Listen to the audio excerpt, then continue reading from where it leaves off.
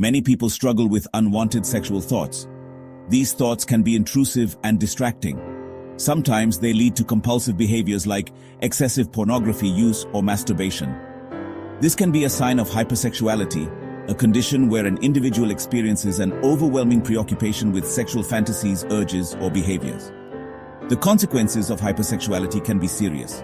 They often include feelings of shame, guilt, and low self-esteem.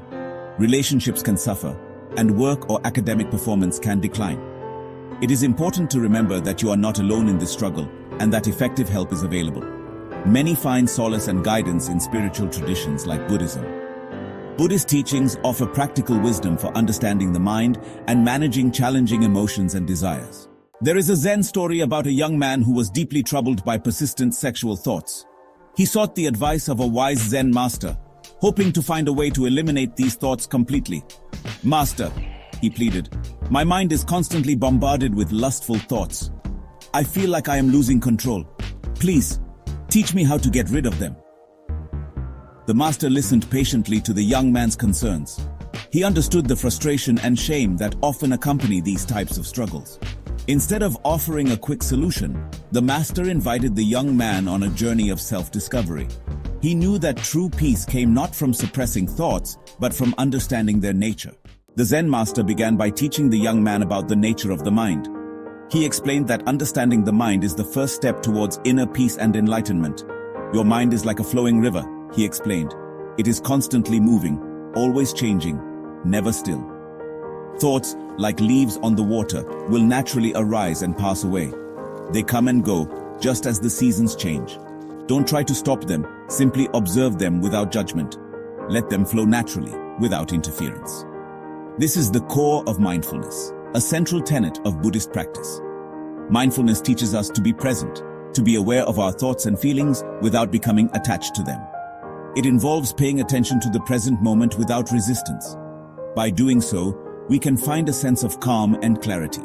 When we apply mindfulness to our sexual thoughts, we learn to acknowledge them without getting swept away by them. We can observe these thoughts, understand them, and let them pass. The master further emphasized the importance of acceptance. Acceptance is not about giving in, but about recognizing reality as it is. Fighting your thoughts only gives them more power, he said. Resistance creates tension and stress, which can cloud your mind. Instead, acknowledge their presence and gently redirect your attention to your breath or to the sensations in your body. This practice helps in grounding yourself and finding inner peace amidst the chaos of thoughts. The master taught the young man how to practice mindfulness meditation, a practice that has been passed down through generations. He instructed him to find a comfortable seated position, ensuring his spine was straight, and to focus on the sensation of his breath entering and leaving his body, feeling the air fill his lungs and then gently release. When a sexual thought arises, the master advised, simply label it thinking without judgment, and gently return your attention to your breath, acknowledging the thought, but not engaging with it. At first, the young man found it difficult to sit for even a few minutes without being overwhelmed by lustful thoughts, feeling frustrated and distracted. But with consistent practice, he began to notice subtle shifts in his experience, realizing that his mind was becoming more disciplined and his thoughts less intrusive. He realized that he had a choice in how he responded to his thoughts, understanding that he was not a slave to his impulses.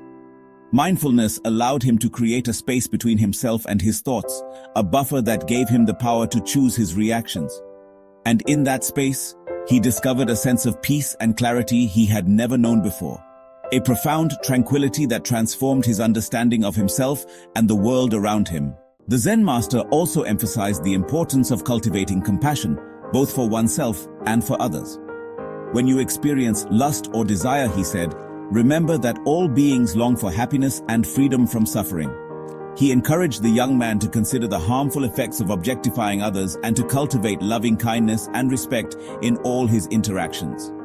This shift in perspective, from self-gratification to genuine connection, can help to transform unhealthy sexual desires. By practicing compassion, we learn to see ourselves and others as interconnected beings, deserving of kindness and understanding.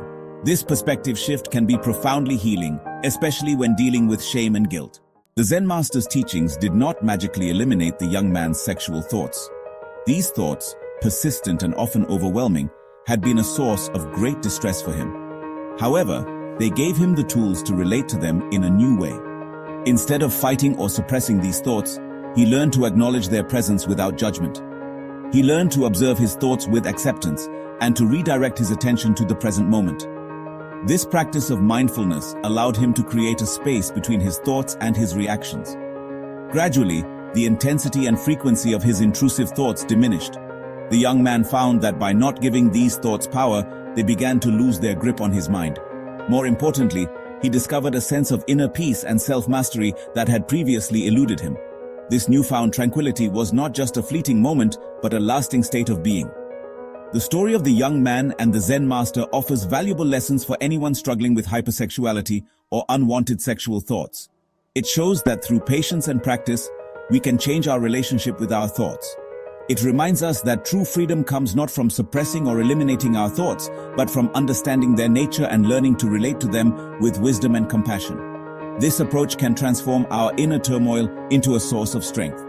Through mindfulness, acceptance, and compassion, we can find peace and balance within ourselves, regardless of the challenges our minds may present. By embracing these principles, we can navigate the complexities of our inner world with grace and resilience.